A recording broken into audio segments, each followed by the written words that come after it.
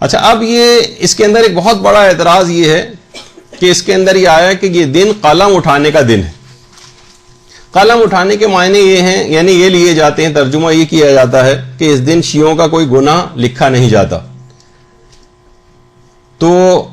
جو اس حدیث کے خلاف دلائل دیے جاتے ہیں وہ یہ کہتے ہیں کہ یہ کیسے ممکن ہے، کیونکہ یہ نظریہ تو حقیقتاً اسلام کے خلاف ہے، قرآن کے خلاف ہے، اس سے متصادم ہے، اور ائمہ کبھی بھی کسی بھی ارتکاب گناہ کی اجازت نہیں دے سکتے. تو یہ کیسے ممکن ہے کہ اس دن 9 ربیع الاول کے روز قلم روک لیے جائیں، قلم اٹھا لیے جائیں اور کوئی بھی گناہ نہ لکھا جائے اور انسان کو بالکل آزاد چھوڑ دیا جائے کہ جو چاہے گناہ کرے. اس طور پر یہ پیش کیا جاتا ہے کیونکہ قرآن کے بھی خلاف نظریہ، اسلام کے خلاف ہے، لہٰذا یہ بات قابل قبول نہیں. تو سب سے پہلی بات تو دیکھیے یہ ہے کہ ارتکاب گناہ کی چھٹی تو کوئی بھی نہیں دے سکتا. اور خود آج تک آپ لوگ بھی جو عید مناتے رہے چند ایک سازشی افراد کو چھوڑ کر، کیونکہ ایک صاحب ایسے ذاکر ہیں جو یہیں کراچی کے ہیں اور باقاعدہ وہ چند سال پہلے تک یہ بات کہتے تھے 9 ربیع الاول کے جو پروگراموں میں کہ آج کے دن جو چاہے گناہ کر لو، میں ذمہ دار ہوں، میرے کندھے کے اوپر ہیں سارے گناہ. چند ایک ایسے، ظاہر ہے ایک آدھ افراد کے کہنے سے یہ پوری قوم کے اوپر منطبق نہیں کیا جا سکتا کہ ہم کیونکہ وہ صاحب اس قسم کی بات کہہ رہے ہیں. کسی بھی شیعہ کے دماغ میں، حتیٰ کہ جو اس دن کوئی گناہ کرتا بھی ہے بالفرض، وہ کبھی یہ سوچ کے نہیں کرتا کیونکہ حدیث میں امام نے کہا ہے کہ آج گناہ نہیں لکھے جاتے، میں اس وجہ سے جان بوجھ کر اس دن گناہ کر رہا ہوں. تو کسی چند ایک افراد کے علاوہ جو کہ اس کے اندر فسق و فجور والے کا مظاہرہ کرتے ہیں یا کچھ حرام کاموں کا ارتکاب کرتے ہیں، ہم ان کو روکیں گے اس بات سے، لیکن اس کی وجہ سے اس بات کو بیس نہیں بنایا جائے گا کہ اس عید کو نہ منایا جائے. کتنی دیکھیے عید، جب آپ کی عید الفطر آتی ہے، رمضان کا کتنا زیادہ تقوی اور پریکٹس آپ کو کرائی جاتی ہے 30 کے 30 دنوں میں. تو آپ یہ نہیں کہتے کہ نہیں بھائی کیونکہ اس دن کے اندر خرافات بہت ہو رہے ہیں، اور خود آپ عید کا دن دیکھیں واقعی کہ ایسا لگتا ہے کہ شیطان آج ہی رہا ہوا ہے. بہت سی خواتین کس طرح سے نامحرم چوڑیاں پہننے جاتی ہیں اور شام اور رات سے ہی ٹی وی پہ موسیقی اور گانوں کے پروگرام اور فلمیں وہ شروع ہو جاتی ہیں، اور اگلے دن بھی کیسا فسق و فجور کا عید کا لوگوں کو گزرتا ہے. لیکن آپ اس وجہ سے یہ نہیں کہتے کہ عید کی مخالفت شروع کر دیں کہ آج کا دن روز عید نہیں ہے، اس کو نہیں منایا جائے کیونکہ اس دن فسق و فجور اور خرافات بہت زیادہ ہونے لگے. خرافات کو ہم روکیں گے لیکن عید کے دن کو ویسے ہی منائیں گے. تو یہی والا اصول یہاں پہ بھی چلے گا کہ ہم اس دن کو خوشی کے طور پر منائیں گے، کیونکہ اس کی جو 4 وجوہات جو ابھی آگے سے، ابھی تو ایک وجہ صرف بیان ہوئی ہے، لیکن جو 4 وجوہات ہیں اس کی، اس کے تحت ہم اس کو خوشی کے دن کے طور پر مناتے ہیں. تو وہ افراد کے کوئی بھی شخص یہ نہیں کہتا کہ ہم اس وجہ سے گناہ کر رہے ہیں آج کیونکہ روایت کے اندر ہمیں جو اس کی جو ہے وہ چھوٹ مل گئی ہے اور ہم آج جو چاہیں گناہ کریں، کچھ نہیں لکھا جائے گا. تو گناہ کرنے والے بھی اس روایت کو کوئی بیس نہیں بناتے، نہ ان کو یہ چیز پتہ ہے. علماء کے حلقوں میں یقیناً روایتوں کے اوپر بحث بھی ہوتی ہے اور وہاں پر تو بہرحال یہ والا اس جملے سے یہ نتیجہ نکالنا کہ آج کا دن جو ہے وہ اس میں کوئی گناہ نہیں لکھا جاتا، جو چاہے گناہ کرے، اس کے یہ معنی نکالنا کہ اس میں تشویق اور ترغیب دلائی گئی ہے گناہ کی، تو یہ بات صریحاً غلط ہے. اور خود آیت اللہ ناصر مکارم شیرازی جو کہ واقعتاً اس احمد ابن اسحاق کی روایت کو علمی طور پر نہیں مانتے،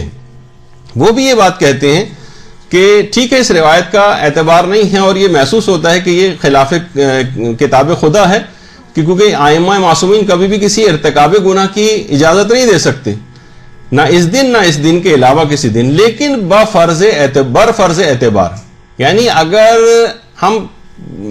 سمجھیں بھی اس بات کو کہ یہ روایت صحیح اور معتبر ہے، تب بھی اس حدیث کے معنی یہ بنیں گے کہ اگر اس دن کسی سے کوئی لغزش سرزد ہو جائے، یعنی جانے بوجھے سرکشی کیے بغیر اس نے اس سے کوئی گناہ ہو جائے، تو اس دن کی شرف اور عظمت کی وجہ سے پروردگار اس کے گناہ کو معاف کر دے گا، اور یہ اس کے معنی بنیں گے، نہ کہ وہ عمدن اس گناہ سے آلودہ ہو.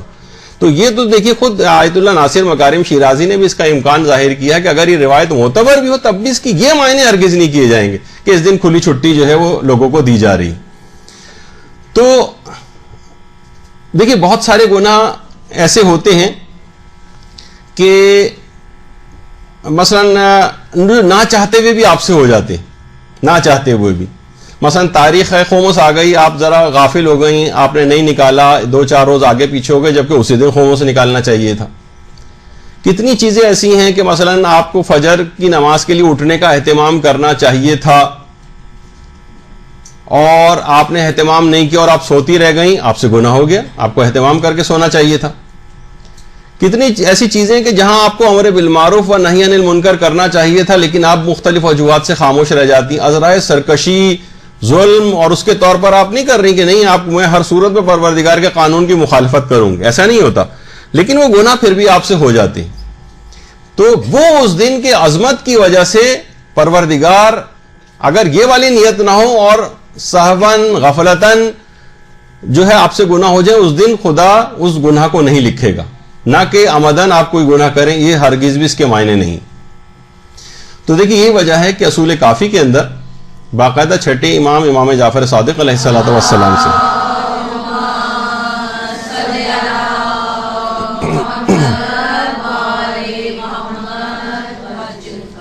زرارہ نقل کرتے ہیں، پھر آپ ان روایات کے کیا معنی دیں گے جس کے اندر اسی قسم کی بات کی گئی ہے کہ اگر کوئی شخص کوئی گناہ کرے تو 7 گھنٹے تک کی اس کو مہلت دی جاتی ہے اور اس کے گناہ کو نہیں لکھا جاتا۔ 7 گھنٹے کی مہلت دی جاتی ہے اس کو، کہ شاید اس دوران یہ بندہ مومن توبہ کی طرف مائل ہو جائے اور یہ توبہ کر لے، تو پروردگار فرشتوں کے بھی کچھ روایات میں ہے کہ فرشتوں کے علم میں بھی نہیں آتا، کیونکہ جب وہ فرشتے لکھیں گے یعنی ان کو مہلت دی جاتی، فرشتوں کے علم میں بھی نہ آئے تاکہ مقام مومن کم نہ ہو جائے۔ تو اگر کوئی شخص گناہ کرے تو 7 گھنٹے کی مہلت دی جاتی ہے اور اس کے گناہ کو نہیں لکھا جاتا۔ تو یہاں کیا یہ تشویق اور ترغیب دلائی جا رہی کہ خوب انسان گناہ کرے، اور یہاں پر گناہ کا نہ لکھا جانا کیا کوئی ترغیب دی جا رہی ہے اس حدیث کے اندر کہ انسان گناہ کرے؟ نہیں، 7 گھنٹے کی مہلت ہے تاکہ وہ توبہ کر لے۔ اس وقت گناہ نہ لکھا جانا، جیسے یہاں گناہ کا نہ لکھا جانا تشویق کا سبب نہیں بن رہا ہے گناہ کی، بلکہ اور زیادہ انسان متوجہ ہوتا ہے کہ اتنا کریم پروردگار ہے اور وہ اپنے آپ کو گناہوں سے بچائے۔ تو قلم کا اٹھا لیا جانا اور نہ لکھا جانا اس کی بات کی دلیل نہیں ہے، جیسے کہ اس روایت سے بھی ظاہر ہو کہ یہاں پہ بھی نہیں لکھا جا رہا، لیکن اس سے کسی کو کوئی تشویق و ترغیب گناہ کی نہیں ہوتی۔ اسی طرح سے باقاعدہ یہ بھی روایت کے اندر ہے، یہ بھی چھٹے امامی سے روایت ہے کہ اگر کوئی بندہ گناہ کرے تو رات تک اس کا گناہ نہیں لکھا جاتا، دن میں گناہ کیا رات تک نہیں لکھا جاتا، تاکہ ہو سکتا ہے کہ اس دوران وہ توبہ وغیرہ کر لے۔ کتنی روایتیں ایسی 7 گھنٹے تک کی اس کو مہلت دی جاتی ہے، اور اس 7 گھنٹے کی مہلت میں یا دن میں گناہ کرے تو رات تک کی مہلت دی جاتی ہے، اور بہت سی روایت میں یہ بھی آیا کہ اگر 3 دفعہ اس کے ساتھ استغفر اللہ الذی لا الہ الا هو الحی القیوم بھی کہہ دے تب کوئی گناہ نہیں لکھا جاتا، یعنی اس شرط کے ساتھ بھی وہ آئی ہے چیز۔ تو اللہم صلی علی محمد وعلی محمد۔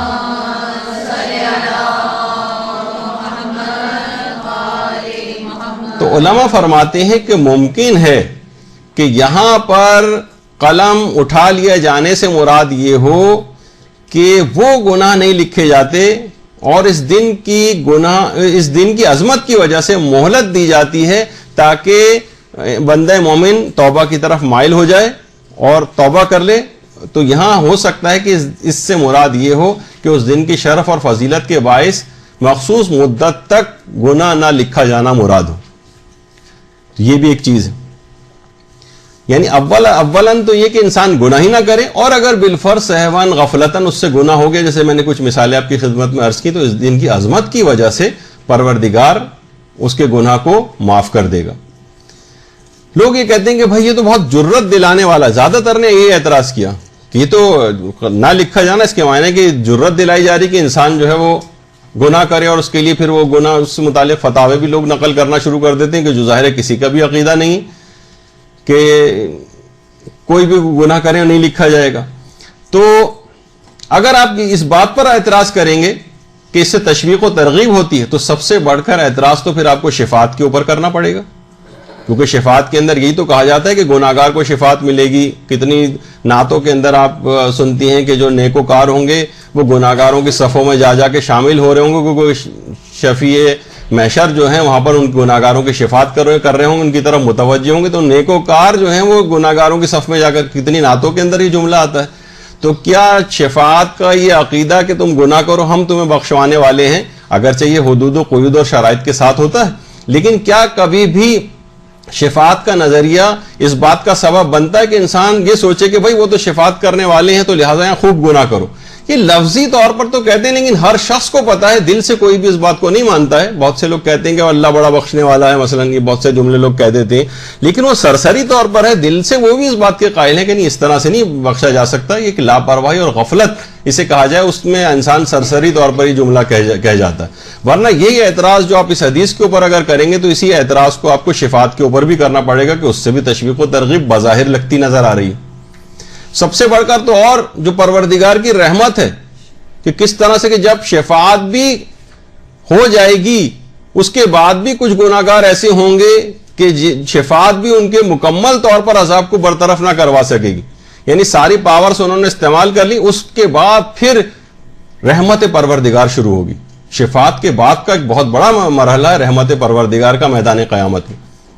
اور اس نے بار بار قرآن کے اندر بھی کہا ہے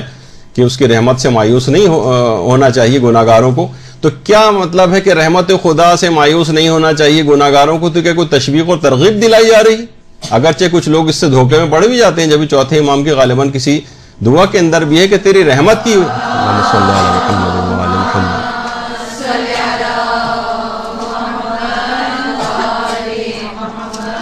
کہ تیری فرت رحمت کی وجہ سے لوگ گناہوں کا ارتکاب کرنے لگتے ہیں. تو بہت سے لوگوں کے اندر یہ چیز آتی ہے، لیکن عام طور پر ایسا نہیں ہے کہ لوگ اس وجہ سے کہ رحمت خدا بہت وسیع لہذا خوب گناہ کرو، شفاعت امام کروا دیں گے لہذا خوب گناہ کرو. یہ نہیں لکھا جاتا اور نہ یہ سمجھا جاتا ہے.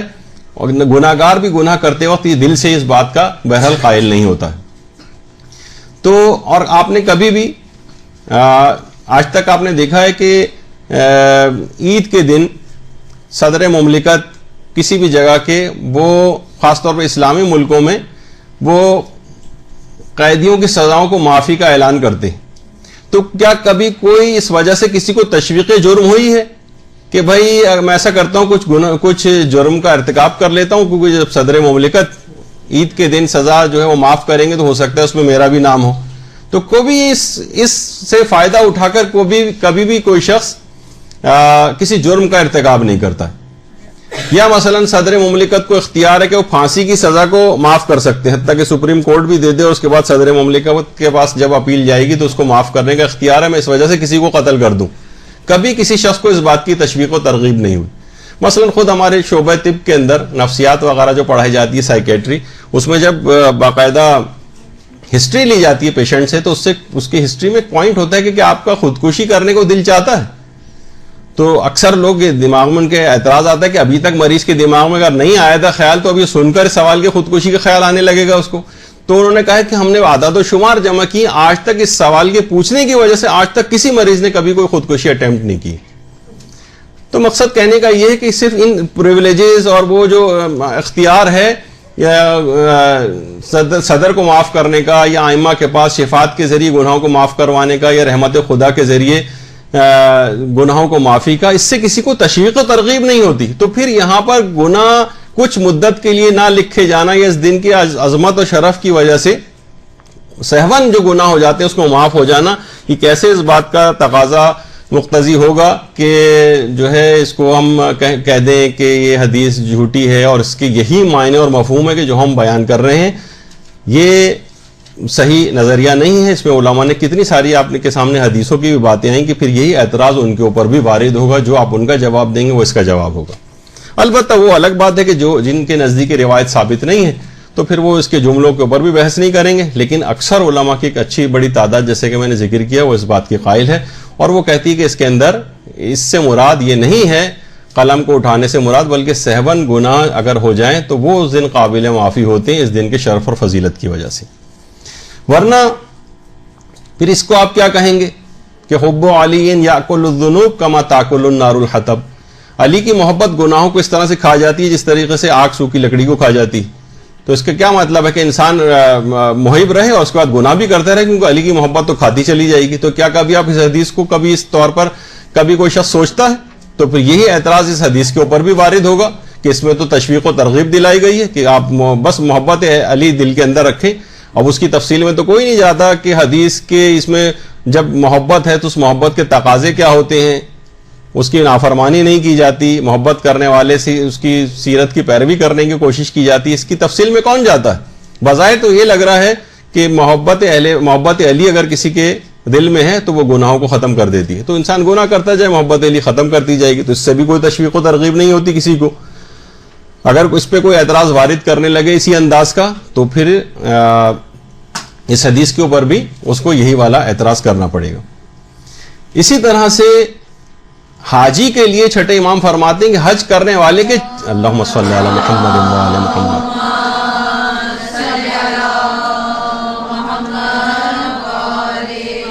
کہ حج کرنے والے کے 4 ماہ تک گناہ نہیں لکھے جاتے، بلکہ اگر وہ کبیرہ گناہ نہ کرے تو اس مدت میں اس کے لیے صرف نیکیاں ہی نیکیاں لکھی جاتی. تو نہیں لکھے جاتے سے مراد یہ کہ حاجی اس دوران خود جان بوجھ کر جتنے چاہے گناہ کرتا رہے نہیں لکھے جائیں گے، نہیں، یہ معنی نہیں ہے. حاجی سے بھی واپس آ کر بہت سارے گناہوں کے اندر کچھ گناہ عادتاً ہوتے ہیں، کچھ سہون ہو جاتے ہیں،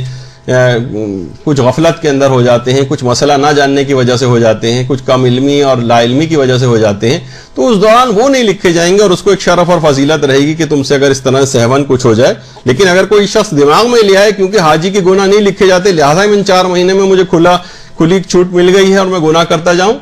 تو یہ اس حدیث کے معنی نہیں ہوں گے. ورنہ اگر وہ اعتراض آپ اس حدیث کے اوپر کریں گے کہ گناہ نہیں لکھے جاتے اس وجہ سے اس کو نہیں مانا جا سکتا ہے، خلاف قرآن ہے، تو ان تمام حدیثیں جو آپ کے سامنے ابھی پیش ہوں ان سب کا بھی آپ کو انکار کرنا پڑے گا. تو بہرحال یقیناً اس قسم کا کوئی بھی مفہوم نہ تو کسی نے اس طرح سے کوئی لیا ہے اور نہ سمجھا. یہی وجہ ہے کہ ملا محسن کے فیض کاشانی نے باقاعدہ اس حدیث کی کہ حاجی گناہ نہیں لکھے جاتے اس کی کافی تفصیل اور بحث کے اندر بھی گئے ہیں، لیکن اب اتنا وقت نہیں ہوگا کہ ہم اس کو بیان کریں. پھر ایک اعتراض یہ ہے کہ اس روایت میں اس عید کے متضاد نام آئے ہیں. کہیں آیا کہ اس دن کوئی گناہ نہیں لکھا جائے گا، لوگ اعتراض کرتے ہیں، اور کہیں یہ آیا اسی کے اندر جو نام ابھی آپ نے نام سنے اس کے اندر یہ بھی آیا کہ یہ گناہان کبیرہ سے بچنے کا دن. وہ کہنے ایک طرف تو کہہ رہے ہیں گناہ نہیں لکھا جائے گا یعنی گناہ کرو، اور دوسری طرف یہ کہا جا رہا ہے گناہ کبیرہ سے بچنے کا دن ہے. کہیں یہ کہا جا رہا ہے کہ یہ امر بالمعروف اور نہی عن المنکر کرنے کا دن ہے. تو یہ تو تضاد ہے، اور اس کا تضاد ہی اس بات کا ثبوت ہے کہ حدیث صحیح نہیں. یہ ایک اعتراض کیا جاتا ہے اس میں. تو دیکھیے اول تو یہ تضاد نہیں، بلکہ یہ تو اس سے ثابت ہوتا ہے کہ وہاں گناہ نہ لکھے جانے سے مراد مہلت کا دیا جانا ہے. ورنہ یہ کیسے ممکن ہے کہ اس دن امر بالمعروف اور نہی عن المنکر کر کے انسان گناہوں کو رکواتا ہے نہ کہ تشویق دلواتا ہے. گناہان کبیرہ سے بچنے کا دن ہے، اس کا مطلب ہے کہ وہاں پر جو گناہ نہ لکھے جانے کی بات ہو رہی تھی کہ وہ جان بوجھ کر کیے جانے والے گناہوں کے متعلق بات نہیں تھی. تو یہ روایات کے ناموں سے یہ اس بات کا ثبوت ملتا ہے کہ یہ ٹکراؤ آپس میں نہیں ہے، بلکہ اس کے وہ معنی جو آپ نے سمجھے وہ معنی غلط ہے. ورنہ یہ امر بالمعروف کا دن بھی ہے، نہی عن المنکر کا دن ہے کہ لوگوں کو گناہوں سے روکیے، واعظ و نصیحت اور ارشاد کیجیے ان کو، گناہان کبیرہ سے خود بھی بچیں دوسروں کو بھی بچائیں، اور اگر پھر بھی کچھ ہو جاتے ہیں تو وہ پروردگار عالم اس دن کی فضیلت اور شرف کی وجہ سے آپ کو معاف کر دے گا. تو آپ نے دیکھا کہ اس طرح سے اس کو پیش کیا گیا کہ یہ خلاف قرآن ہے، جبکہ اس قسم کی بات نہیں. یہ تو ایک وجہ تھی اب تک جو روایت احمد ابن اسحاق جس کے اندر ایک بڑے دشمن اہل بیت کے مارے جانے کے حوالے سے بھی بات تھی، تو اس پہ آپ نے اس کا تھوڑا سا تجزیہ دیکھا.